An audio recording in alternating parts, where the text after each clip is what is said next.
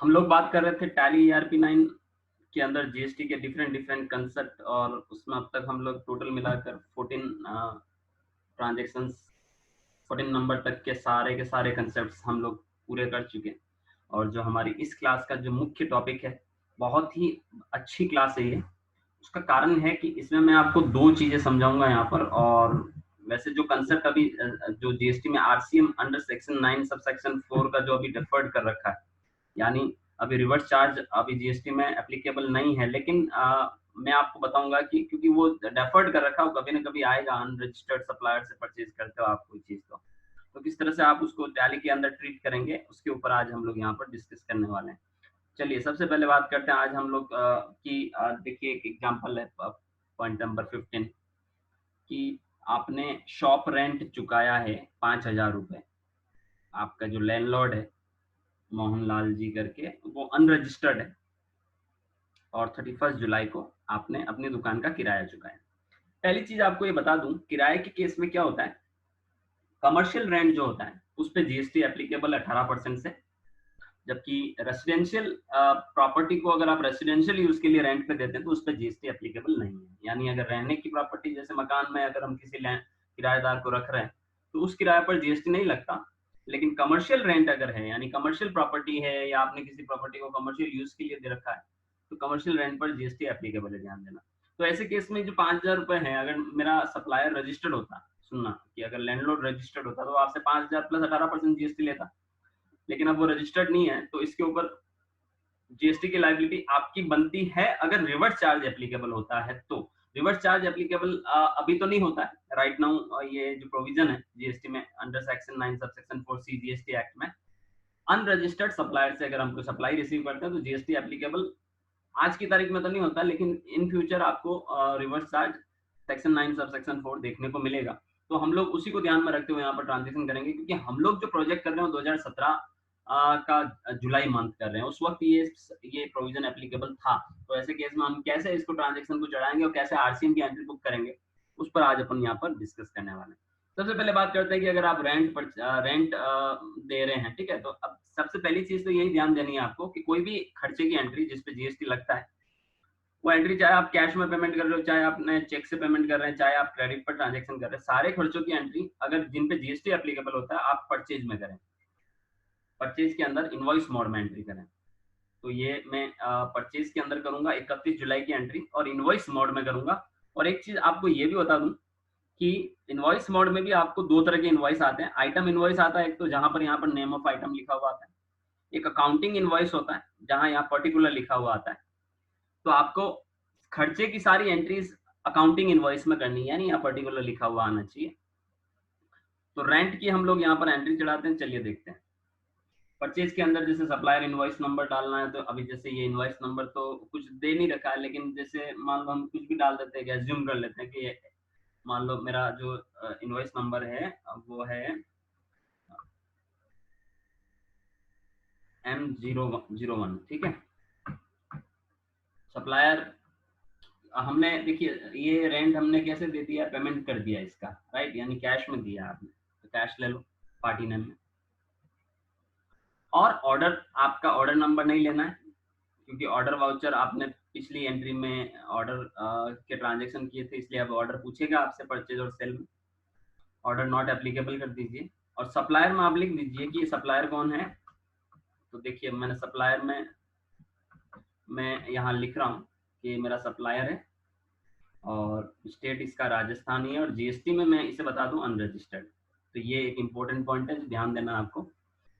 अगर कोई भी अनरजिस्टर्ड सप्लायर से किसी भी तरीके की आप टैक्सेबल सप्लाई रिसीव करते हैं, चाहे वो गुड्स हो या सर्विस हो, यहाँ सर्विस परचेज कर रहे हैं, तो ऐसे केस में आपको यहाँ पर ब्यौरा देना पड़ेगा सप्लायर डिटेल में अनरजिस्टर्ड का।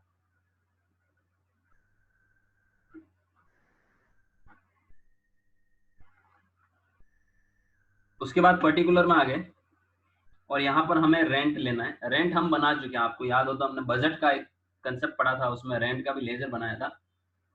तो रेंट का लेजर आपको ऑलरेडी बना हुआ मिलेगा, नहीं है तो आप ऑल्ट सी करके बना सकते हैं, और उसमें जीएसटी एप्लीकेबल करा के जीएसटी डिटेल में जाके रेंट के ऊपर 18% जीएसटी दिखा सकते हैं आप, ठीक है। और यहाँ 5000 आप रेंट डाल दीजिए। अब एक चीज बताता हूँ आपको मैं, अगर यहाँ से आप टैक्स इनवॉइस देखेंगे, क्योंकि जो बंदा है आपका लैंडलॉर्ड वो रजिस्टर्ड नहीं है जीएसटी में, तो आपसे तो जीएसटी लेगा नहीं, ठीक है। तो ऐसे केस में आप परचेज की एंट्री डालेंगे तो यहाँ तो कहीं जीएसटी, आप यहाँ पर सीजीएसटी एसजीएसटी का मैटर तो आएगा नहीं, क्योंकि सामने वाले ने तो लिया नहीं है। तो टैक्स एनालिसिस में अगर आप जाके देखोगे ना, तो ये 500 रुपए 5000 रुपए जो रेंट है उसके ऊपर आपको 900 रुपए का, ये देखिए purchase from unregistered dealer taxable, आपको 900 रुपए का ड्यूटी वैल्यू बता रहा है, टैक्स वैल्यू बता रहा है। और यहाँ पे साफ तौर में नोट में भी लिखा हुआ आ रहा है कि amount of tax subject to reverse charge, reverse charge इसके ऊपर बन रहा है 900 रुपए। सॉफ्टवेयर आपको कैलकुलेट करके दे रहा है कि भैया 5000 रुपए की आप सप्लाई ले रहे हो ना, किससे ले रहे हो, अनरजिस्टर्ड डीलर से। तो ऐसे में आपको सामने से चल के टैक्स देना है, अगर रिवर्स चार्ज का मैटर है तो 9% सीजीएसटी है, जीएसटी 5000 का कितना कितना बनता है, 450 450। तो ऐसे केस में आपको 900 रुपए का रिवर्स चार्ज में टैक्स देना पड़ेगा, और आप उसकी इनपुट भी ले पाएंगे आगे जाके, ठीक है। अगर आपने टैक्स दिया था आपको इनपुट भी मिलेगी, इसकी आईटीसी भी मिलेगा। यानी इधर आपको 450 900 रुपए की लाइबिलिटी भी बन रही है और आईटीसी भी बनेगी आपकी, राइट।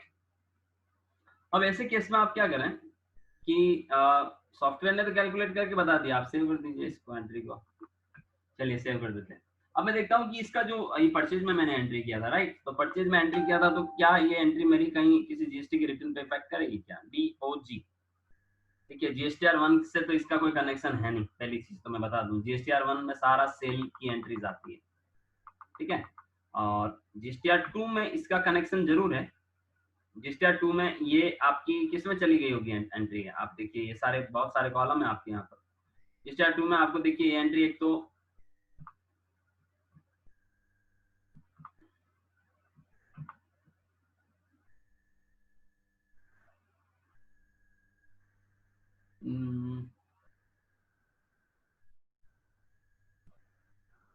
जुलाई को किया था ना मैंने, अनरजिस्टर्ड परचेज, ये आप देख सकते हैं 31 जुलाई को अनरजिस्टर्ड परचेज किया है, उसमें आपको यहाँ पर आ रहा है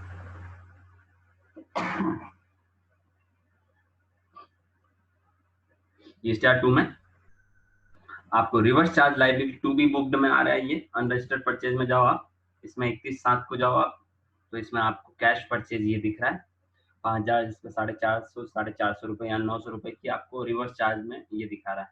और आप देखिए एक बहुत अच्छी चीज बताता हूँ मैं आपको, इससे पहले एक एंट्री और की थी हमने इस तरीके की, नाइस कम्युनिकेशन जो अनरजिस्टर्ड थी, उससे आपने गुड्स खरीदा था 4500 का, इस पे आपको 630 का रिवर्स चार्ज था, लेकिन उसकी एंट्री कर चुके थे हम और लाइबिलिटी हमने बुक कर ली थी।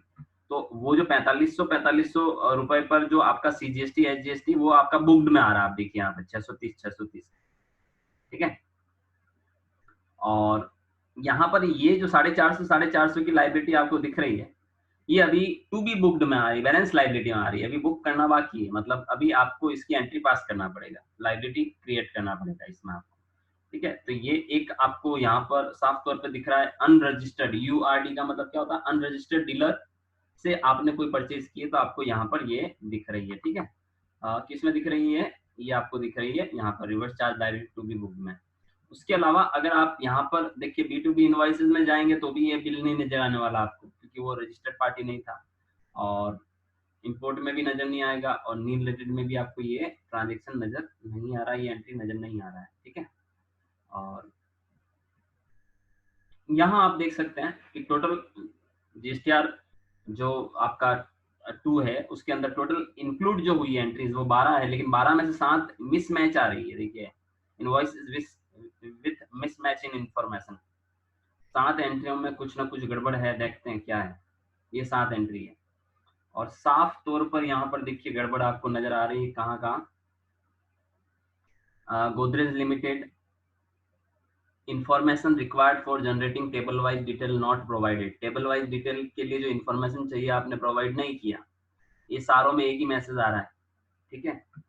एंटर करिए क्या प्रोवाइड नहीं किया, देखिए ये बता रहा है कि ये जो आपने जीएसटी नंबर डाल रखा है ये मतलब सही नहीं है, वेरीफाई करिए इसको, मतलब ओरिजिनल डालिए। अब ओरिजिनल कहाँ से डालोगे आप, ओरिजिनल तो आप ये अपन तो डमी डेटा पे काम कर रहे हैं, ठीक है, तो सॉफ्टवेयर ने पकड़ लिया कि भैया ये नंबर गलत डाल रखा है, लेकिन हमें पता है कि हमारे पास गलत है पर है, तो हम क्या कर सकते हैं, इनको आप देख सकते हैं कि जैसे ये जितनी भी ये गोदरेज लिमिटेड के एलजी में सब में यही प्रॉब्लम आएगी। देखो आप सारी की सारी एंट्री में देखोगे ना, सब में आपको यही प्रॉब्लम आएगा।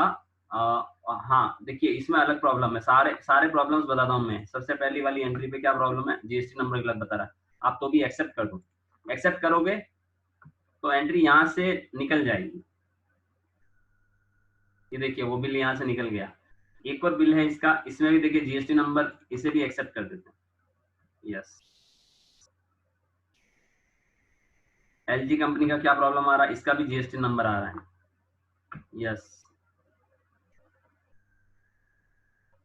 इसमें भी जीएसटी नंबर का ही प्रॉब्लम है। यस, मजबूरी है यस करना। इलेक्ट्रो वर्ड में क्या प्रॉब्लम आ रहा है, इसमें भी जीएसटी नंबर प्रॉब्लम कर रहा है। ठीक है, इसको भी यस कर दीजिए। एक्सेप्ट कर रहे हो आप जो भी जीएसटी नंबर है उसको, ताकि वो टेबल में नजर आए। एप्पल वाली जो कंपनी है इसमें बिल ऑफ एंट्री नंबर में 7 डिजिट बोल रहा है कि आपको 7 डिजिट डालना, हमने तो 101 ही लिखा, तो हम यहाँ से 7 डिजिट डाल देते हैं। ये 7 डिजिट, ठीक है। बिल ऑफ एंट्री की डेट आपकी 31 जुलाई डाल देते हैं। कोड कोड डाल दो आप कुछ भी 6 डिजिट का, जो कि साफ तौर पे आगे लिखा हुआ है, बस सेव कर दो। और ये लास्ट में क्या दिख रहा है, इसमें भी जीएसटी नंबर का प्रॉब्लम है। तो इस तरह से आपको सॉफ्टवेयर खुद बता देगा अगर कोई टेक्निकली कोई गड़बड़ है। तो देखिए वो सारी की सारी एंट्री जो मिसमैच में थी, वो सारी मिसमैच से निकल गई है, जीरो हो गई, और सारी इनवॉइसेस रेडी फॉर रिटर्न में आ गई है। और ये सारी एंट्रीज यहाँ पर इंक्लूड हो गई है जीएसटी के रिटर्न में। अब आपको सारी एंट्रीज नजर आएगी, सारे के सारे ट्रांजेक्शन आपको यहाँ पर नजर आएंगे। लेकिन अभी हमारा जो मैटर था वो था अनरजिस्टर्ड परचेज वाला। अब हमें एक लाइबिलिटी बुक करनी है। जीएसटी 3B में भी जाओगे आप, स्टेप 3B में भी ये 900 रुपए की देखिए यहाँ पर रिवर्स चार्ज में आपको यूआरडी में दिख रहा है कि ये 900 रुपए आपने अभी बुक करना बाकी है लाइबिलिटी में। ठीक है, जब आप इसको यहाँ से बुक करोगे लाइबिलिटी को, 900 रुपए को 450 की एंट्री करोगे, ये यहाँ से निकलकर आपका इसमें शामिल हो जाएगा लाइबिलिटीज के अंदर फर्स्ट 3.1 में। चलिए देखते हैं, इसमें एंटर मारते हैं हम। अब ये 450 रुपए की मुझे लाइबिलिटी बुक करनी है और साथ में मुझे इनपुट टैक्स क्रेडिट को भी इंक्रीज करना है। ठीक है, तो मैं यहाँ से क्या करूंगा, ये देखिए एक ऑप्शन है लाइबिलिटी और आईटीसी बुक्ड, क्लिक करते हैं। ये सॉरी ये नहीं, ये तो पहले वाली एंट्री का स्टैट्यूटरी एडजस्टमेंट पे क्लिक करते हैं। यहीं से STR 3B में स्टैट्यूटरी एडजस्टमेंट पे आ गया। उसने ऑटोमेटिकली बोल दिया कि भैया आप क्या करने जा रहे हो, आप टैक्स लाइबिलिटी और इनपुट टैक्स क्रेडिट बढ़ाने जा रहे हो। क्यों बढ़ाने जा रहे हो, क्योंकि आपने अनरजिस्टर्ड डीलर से परचेज की, बिल्कुल सही। अब एंट्री क्या होगी, एंट्री बस आपकी कुछ CGST डेबिट हो जाएगा। कितने परसेंट से, 9% से। कितनी वैल्यू पे, 5000 पे, कितना होता है 450। और SGST भी डेबिट कर लो, सेम अमाउंट 9%, 5000 पे 450। और यही अमाउंट आप क्रेडिट कर लो, CGST 450 से और SGST 450 से। अब आप बोलोगे सर आपने डेबिट भी वही किया और क्रेडिट भी वही किया, क्यों किया ऐसा? क्योंकि जिसको मैंने डेबिट किया वो मेरी आईटीसी है और जिसको मैं क्रेडिट कर रहा हूँ वो मेरी लाइबिलिटी है। तो मैंने आईटीसी भी दिखा रहा हूँ और लाइबिलिटी भी दिखा रहा हूँ मेरी, इसलिए मैंने डेबिट किया है आईटीसी की वजह से और लाइबिलिटी खड़ा कर रहा हूँ मैं यहाँ पर। एंट्री तो पास करना पड़ेगा, मतलब लाइबिलिटी आप जो यहाँ पर आप खड़ी कर रहे हो वो आप अपनी क्रेडिट करके कर रहे हो। ठीक है, जीएसटी डिटेल यस कर दीजिए। और टाइप ऑफ इनपुट यानी क्या चीज खरीदा आपने, सर्विस खरीदी है तो सर्विस ले लीजिए और सेव कर दीजिए। जैसे ही आप ये एंट्री पास करेंगे और आप देखिए यहाँ से ऑटोमेटिकली वो अमाउंट यहाँ से निकल गया है 450 वाला, और वो इधर आ गया, लाइबिलिटी बुक में आ गया है। ठीक है, और लाइबिलिटी बुक में आ गया। और यहाँ से अब अपन देखते हैं, तो आप देखिए यहाँ पर यूआरडी परचेज में से भी निकल गया है ये, और ये आपका लाइबिलिटी में चला गया होगा। देखते हैं लाइबिलिटी में, invert supply liable to reverse charge में आप देखिए ये आपका 450 दिख रहा है। तो ये आपका बेसिकली ट्रांजेक्शन होते हैं इस तरह से कि आपको अगर अनरजिस्टर्ड सप्लायर से परचेज करते हो तो इस तरह से आपको अपनी लाइबिलिटी और अपनी आईटीसी बुक करनी होती है। और GSTR 2 में भी जगह जाके आप देखोगे तो आपकी जो ये आप देख सकते हैं B2B UR में आ गया है मामला GSTR 2 में। B2B UR का मतलब अनरजिस्टर्ड में आ गया। ठीक है, 5000 की और जिस पे 900 रुपए की आपकी टोटल टैक्स और आईटीसी बन रही है। ठीक है, तो और वापस बता रहा हूँ मैं, ये ट्रांजेक्शन आपको डे बुक में जाके डिस्प्ले में, डे बुक में ये मैंने जो लास्ट एंट्री कहाँ किया है, ये 450 वाली, ये वो एंट्री है जिसमें आपने CGST SGST को इक्वल अमाउंट से डेबिट किया और उसी अमाउंट से आपने क्रेडिट किया। Got it? So after these two transaction, एक तो मैंने परचेज में किया और एक मैंने यहाँ पर जनरल में किया, तो इन दोनों ट्रांजेक्शन के बाद देखिए मूवमेंट देखते हैं अपन बैलेंस शीट में क्या हुआ है हमारा। जो हमारा बैलेंस शीट में मूवमेंट हुआ है वो देख सकते हैं आप यहाँ पर। प्रॉफिट एंड लॉस में बदलाव हुआ है क्योंकि रेंट की एंट्री थी एक, और टोटल आपका चेंज हुआ है, हो गई वो। तो आईटीसी में कोई बदलाव आपको दिखेगा नहीं क्योंकि आपने लायबिलिटी और आईटीसी दोनों बुक किया है, तो दोनों इक्वल अमाउंट से डेबिट क्रेडिट हुआ है। कैश मूवमेंट हुआ है यहाँ पर। ठीक है, so this is your balance sheet after today's class. Point number 15, purchase of service from unregistered supplier, and on that under section 9 subsection 4 RCM applicable होता है, और उसके अकॉर्डिंग हम लोगों को रिवर्स चार्ज में अपनी लाइबिलिटी और अपनी आईटीसी बुक करने की भी मैंने आपको ट्रांजेक्शन कराई। ठीक है, अब आपको कुछ भी पूछना है आप मेरे से पूछ सकते हैं।